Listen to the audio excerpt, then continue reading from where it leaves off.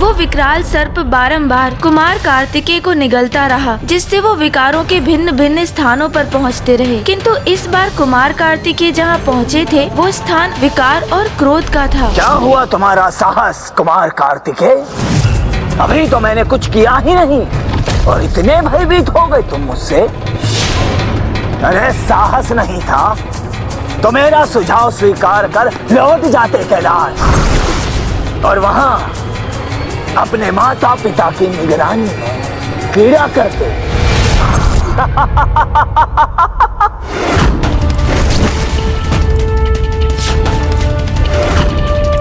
ओ हो, प्रतीत होता है इस बालक को क्रोध आ रहा है। तो क्या प्रतिशोध लेना चाहते हो तुम मुझसे? कोई प्रतिशोध नहीं लेना मुझे। मैं तो बस उस क्रीड़ा में लौटना चाहता हूं। तुम्हारे इन प्रपंचों में गवाने के लिए समय नहीं है मेरे पास।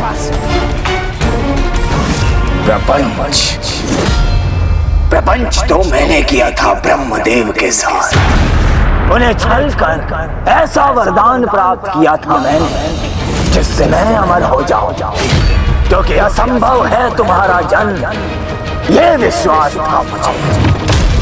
किंतु तुम्हारी माता देवी पार्वती ज्ञात नहीं कहां से प्रकट हो गई वो। तुम्हारी माता का अंत करने के निरंतर प्रयास किए हैं मैंने। अनेकों असुर महायोद्धा भेजे, किंतु वो प्रत्येक बार सुरक्षित रह गई।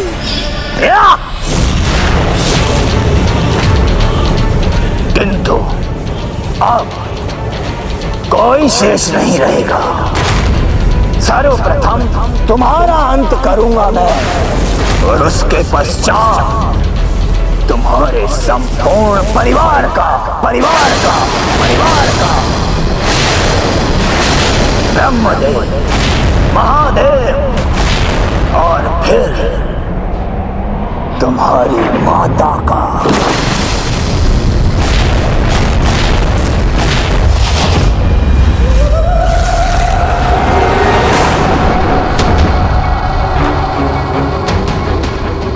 क्यों क्रोध आ रहा है ना तुम्हें? हाँ तो लो ये खड़ग और अंत करो मेरा अंत करने का सबसे उत्तम अवसर है ये कुमार कार्तिकेय। अभी अंत नहीं किया तो बहुत पछताओगे तुम। लो थामो ये खड़ग, लो और अंत कर दो मेरा। कहां चले गए कुमार कार्तिकेय? और हमारी पीड़ा का आभास भी है या फिर ये सब कुछ एक मात्र क्रीड़ा है उनके साथ? देवराज इंद्र, तनिक धैर्य रखिए। यहाँ हम तीन एकत्र तो हैं।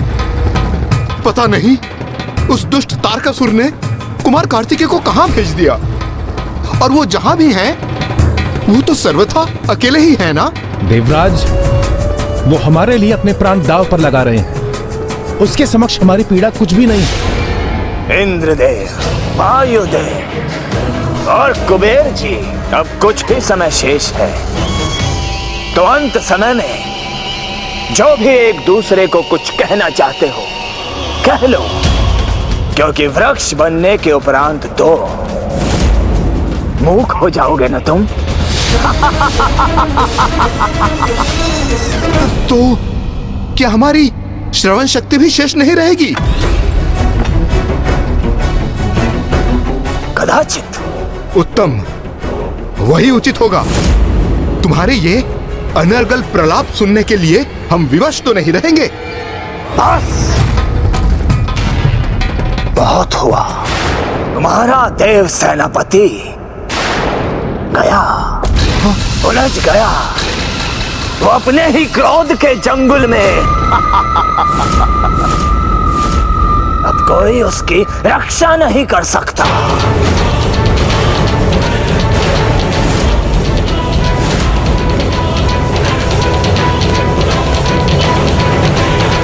पुत्र।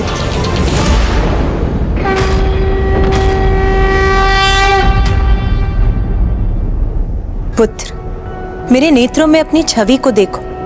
क्रोध के कारण कितनी विकृति आ गई है तुम्हारे सौम्य रूप में। ज्ञानिनामपि चेतांसि देवी भगवती हि सा बलादाकृष्य मोहाय महामाया प्रयच्छति। माँ, दुर्गे स्मृता मुझे क्षमा कर दीजिए माँ। माँ, मैं वो पुत्र, तीव्र क्रोध से प्रभावित हो गए थे तुम। यही दुष्परिणाम है क्रोध का। वो व्यक्ति को आत्मनियंत्रण से वंचित करता है। व्यक्ति उचित निर्णय लेने की क्षमता को खो बैठता है, क्योंकि क्रोध व्यक्ति के भीतर के समस्त विकारों को बाहर लाता है, उसके सर्वाधिक बुरे स्वरूप और आचरण को प्रकट करता है। पुत्र, हमारा क्रोध हमें दुर्बल बनाकर हमारे शत्रु को सबल बनाता है। शत्रुओं को पराजित करना है तो तुम्हें अपने क्रोध पर नियंत्रण करना होगा। पुत्र, धन्यवाद माता। आज के पश्चात मैं कभी क्रोध को स्वयं पर हावी नहीं होने दूंगा।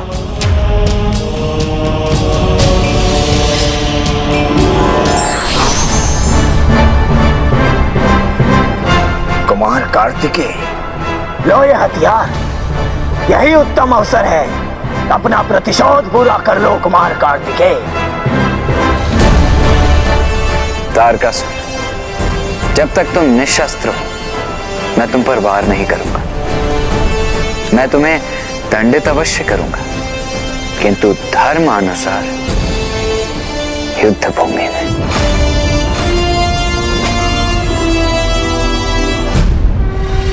ओम नमः शिवाय। ओम नमः शिवाय।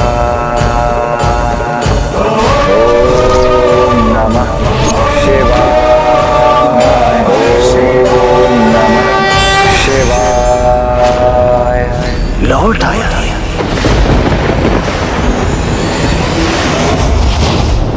जब कुमार कार्तिकेय पुनः क्रीड़ा में लौटे तो वो सर्प की पूंछ से लुढ़ककर और भी नीचे पहुंच गए थे और इस प्रकार ये क्रीड़ा आगे बढ़ती गई। तारकासुर पांसों को घुमा के फेंकता रहा, अपने अनुसार अपने अंक प्राप्त कर एक सीढ़ी से दूसरी सीढ़ी चढ़ता रहा। तो वहीं दूसरी ओर स्कंद माता कुमार कार्तिकेय के लिए पासे फेंक रही थी। इधर तारकासुर 80 के अंक तक पहुंच गया था, किंतु कुमार कार्तिकेय अभी तो 50 के अंक तक ही पहुंचे थे। ये तो उचित नहीं। तारकासुर छल कर रहा था और फिर भी वो विजय प्राप्ति की ओर बढ़ रहा था, और इधर कुमार कार्तिकेय छल रहित क्रीड़ा कर रहे थे, बार बार नीचे पहुंच रहे थे। यही तो थी स्कंद माता की लीला। इस क्रीड़ा में कुमार कार्तिकेय अपने आंतरिक शत्रुओं अर्थात नकारात्मक भावनाओं से सामना करने के लिए प्रेरित हुए। सुंदर नगर में उनका सामना काम और लोभ से हुआ, तो उसके बाद उन्होंने क्रोध पर अपनी विजय प्राप्त की। स्कंद माता कुमार कार्तिकेय को जीवन की सर्वाधिक महत्वपूर्ण सीख प्रदान कर रही थी, अपने अंतर को शुद्ध करने की सीख, जिसके उपरांत ही देव सेनापति अपने जीवन की सबसे बड़ी चुनौती तारकासुर का वध करने में सफल होने वाले थे। किंतु अभी जब तक ये क्रीड़ा हो रही थी, देवताओं पे संकट गहरा रहा था। वो प्रतिक्षण वृक्षों में भी परिवर्तित हो रहे थे और कुमार कार्तिकेय को क्रीड़ा पटल पर तारकासुर के निकट पहुंचना था। चलो चलो अपनी चाल कुमार, चलो।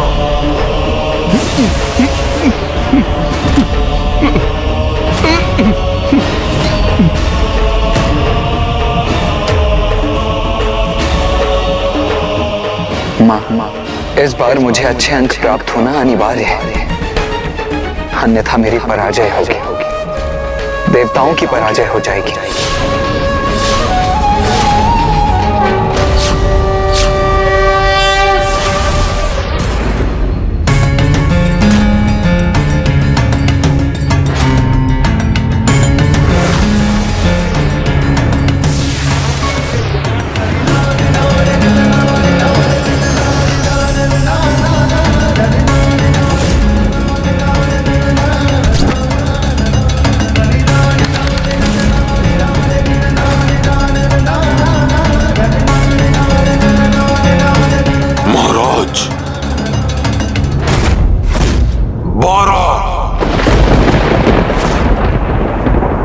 कदाचित एक कुमार कार्तिकेय को शुभ एवं उचित स्थान पर ले जाए।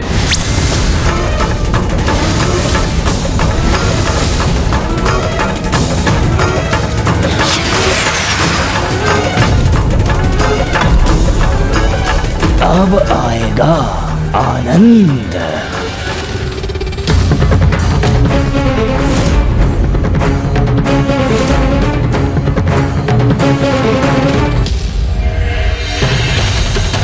कुमार कार्तिकेय तो अब तारकासुर के अत्यंत निकट पहुंच गए।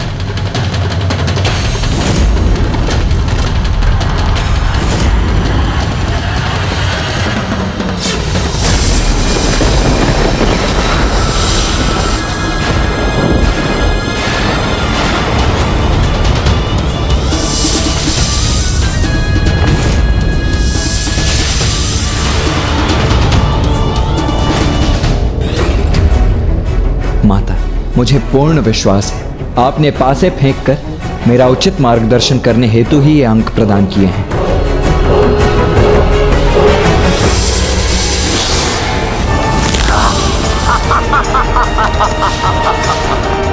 कुमार कार्तिक ने सीढ़ी प्राप्त की किंतु कोई लाभ प्राप्त नहीं हुआ।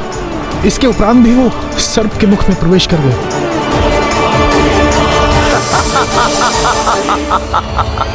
तुच्छ देवता,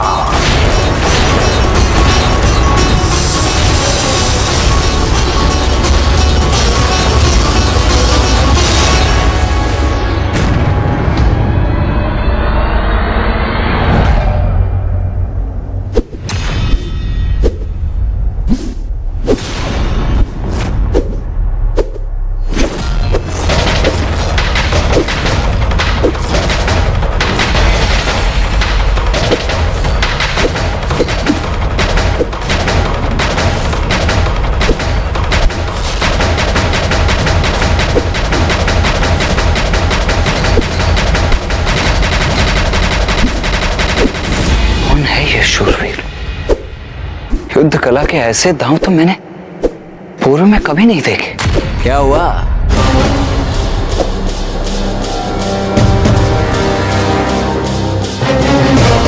क्या हुआ? तुम्हें इस योद्धा को देखकर ईर्ष्या हो रही है क्या? महादेव पुत्र हो तुम, देव सेनापति कुमार कार्तिकेय हो। समस्त संसार में तुमसे श्रेष्ठ योद्धा नहीं है कोई, ना कोई आसुर और ना ही स्वयं त्रिदेव भी। कौन हो तुम? मद, तुम्हारा मद।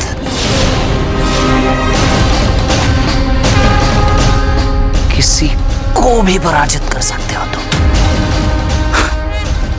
ऐसे भी युद्ध कला में तुम्हारे समान और कोई नहीं है। मुझ पर विश्वास नहीं तो स्वयं चुनौती दो इस योद्धा को और धूल धूसरित कर दो इसे।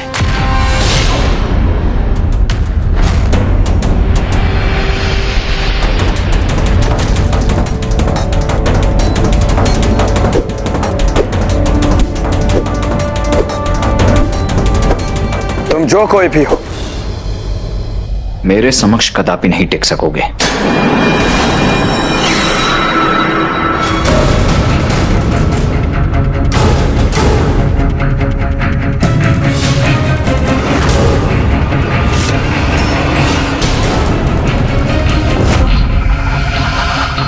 अवश्य ही तारकासुर की कोई कपट चाल है। इससे तुम्हें अवश्य निपटूंगा ही, किंतु सर्वप्रथम तुम्हें भूमि पर गिराऊंगा। तारकासुर को भी तो ज्ञात हो कि वो मेरे चाहे कितने ही प्रतिरूप क्यों ना बना ले, किंतु समस्त संसार में देव सेनापति कुमार कार्तिकेय मात्र एक है और एक ही रहेगा।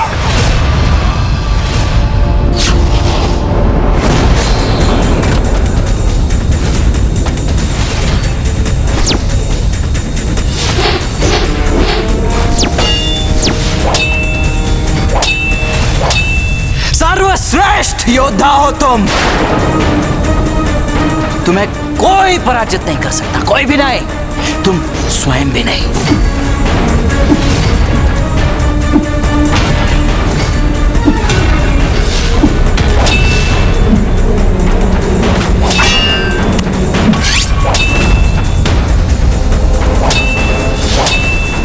तुम मुझे पराजित नहीं कर सकते।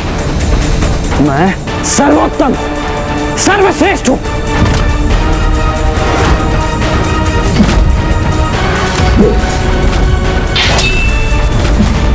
पुत्र कार्तिकी, पुत्र कार्तिकी, पुत्र कार्तिकी।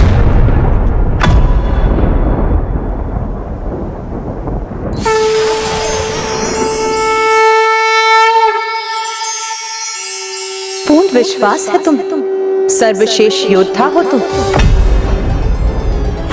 स्वयं से शेष योद्धा को देख तुम्हारे भीतर ईर्ष्या अर्थात मत्सर का भाव उत्पन्न, और उस ईर्ष्या के भाव ने तुम्हारे भीतर जो प्रतियोगिता का भाव उत्पन्न किया वो एक सीमा तक तो उचित है, किंतु जब उस भाव के कारण तुम किसी व्यक्ति को नीचा दिखाने के लिए प्रेरित, तो समझ वह अहंकार अर्थात मत का आरंभ है, और अहंकारी व्यक्ति का पतन तो सदैव निश्चित। माँ, मैं आपका कथन समझ रहा हूं, किंतु क्या मद और मत्सर की भावनाएं व्यक्ति को आगे बढ़ने, प्रगति करने के लिए प्रेरित नहीं करती? पुत्र, मोह, लोभ, काम, मत्सर, मद, क्रोध अर्थात अंतर में छिपे ये 6 शत्रु तो सभी के भीतर होते हैं, जो तुम्हारा आत्मनियंत्रण खोकर तुम्हें विनाश की ओर प्रेरित करेंगे, किंतु उसके विपरीत सकारात्मक भाव जैसे प्रेम, बल, आत्मविश्वास, निष्ठा और नम्रता से प्रभावित होगे, तो तुम सदा अपने स्वभाव के अनुसार उचित आचरण करोगे पुत्र। माँ, आपकी देखरेख में मैंने अपनी तपस्या पूर्ण की है, मेरे समस्त चक्र भी जागृत है, फिर भी मेरे भीतर नकारात्मक भावनाएं क्यों हैं? माँ, पुत्र, तुम्हें अभी ज्ञान के अतिरिक्त अनुभव प्राप्त करने शेष थे, जो तुम्हें जीवन के संघर्षों से ही प्राप्त होंगे। तुम्हें संघर्ष पथ पर डाल मैं तुम्हारा मार्गदर्शन कर रही हूँ पुत्र। इस क्रीड़ा में जब भी तुम्हें सर्प ने निगलकर जीवन की संघर्ष की नवीन परिस्थिति में डाला, तो तुम उस संघर्ष से जूझकर एक नवीन अनुभव प्राप्त किया। तुम्हारा संघर्ष किससे है? स्वयं से। कौन तुम्हें आगे बढ़ने के लिए प्रेरित कर रहा है? स्वयं तुम। अपने भीतर क्षय दुर्बलता पर विजय प्राप्त करो पुत्र।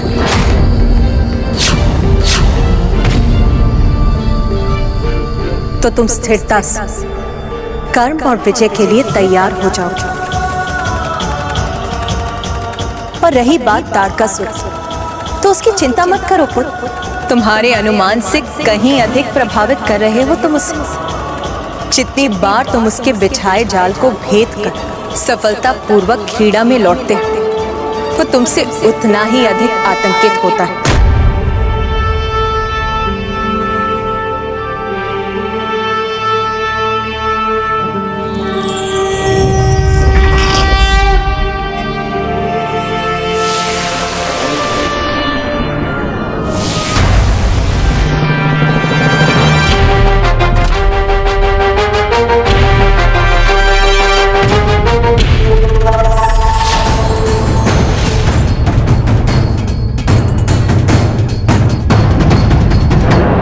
आपका अभिवादन करता हूं।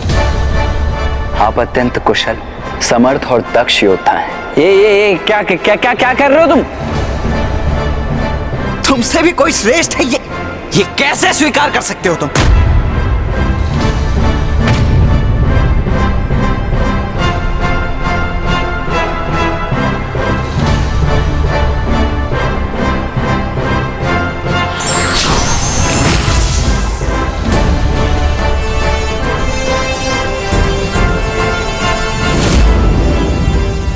मद व्यक्ति के भीतर अपूर्णता और असुरक्षा के भाव से उत्पन्न होता है, किंतु मेरे मन में मुझे लेकर कोई आशंका नहीं है, इसीलिए तुम मुझे तनिक भी प्रभावित नहीं कर सकते हो। नहीं नहीं नहीं नहीं नहीं नहीं नहीं, तुम श्रेष्ठ हो, तुम श्रेष्ठ हो।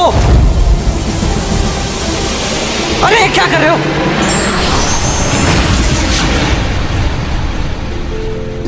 धन्यवाद माता।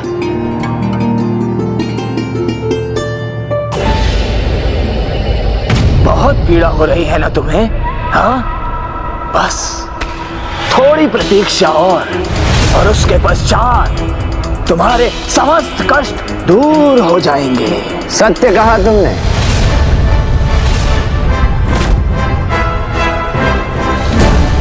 लो, मैं लौट आया।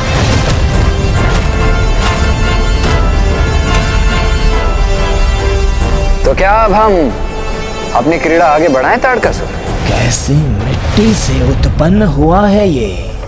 ऐसा क्या है इसमें जो ये प्रत्येक संकट से बाहर आने में सक्षम हो रहा है? मैं अपने माता पिता आदि पुरुष महादेव एवं आदि शक्ति जगत जननी माता पार्वती के चरणों की धूल से उत्पन्न हुआ हूँ ताड़कासुर। कुछ और प्रबल प्रभावी युक्ति का प्रयोग करके देख लो ताड़कासुर, क्योंकि तुम्हारी इन तुच्छ सी युक्तियों से मैं तो पराजित नहीं होने वाला।